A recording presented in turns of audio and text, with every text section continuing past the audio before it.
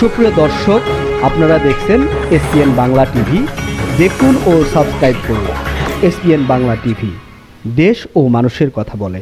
বিভিন্ন জায়গায় বিভিন্ন সেমিনারে বক্তৃতা দিয়ে থাকি। বাংলাদেশের মানবাধিকার যেভাবে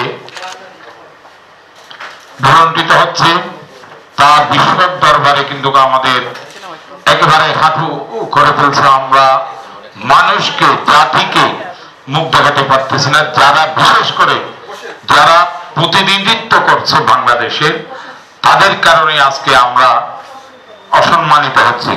আজকে লক্ষ্মীপুরে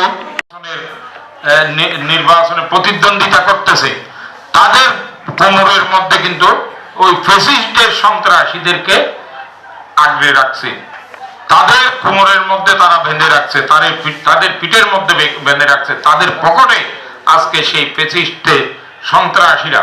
কিন্তু নিরহ যে আওয়ামী লীগের কর্মী আছে, ভোটার আছে, গরিব অসহায় হতদরিদ্র মানুষ, তাদেরকে মামলা দিয়ে কিন্তু খৈরানি করতেছে, তাদেরকে জেলে দিচ্ছে।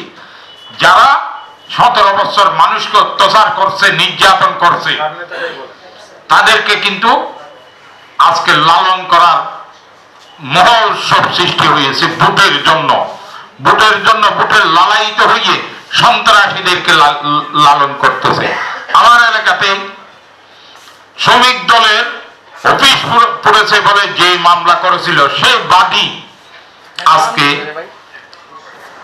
বিএনপি প্রার্থীর পক্ষেই কথা বলতেছে।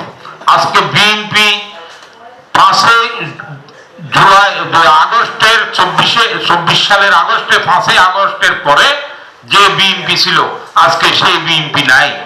আজকে সেই বিএনপি কলুষিত হয়ে গেছে।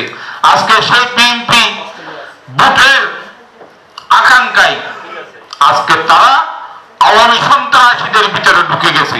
আমার কথা হচ্ছে, আওয়ামী লীগের সবাই সন্ত্রাসী নয়। আওয়ামী লীগের হয়তো 1%, 2% লোক সন্ত্রাসী হতে পারে, কিন্তু এখন তারা এই 1%, 2% লোকদেরকে লালন করতেছে। আর 98% নিরহ আওয়ামী লীগ যারা আছে, যারা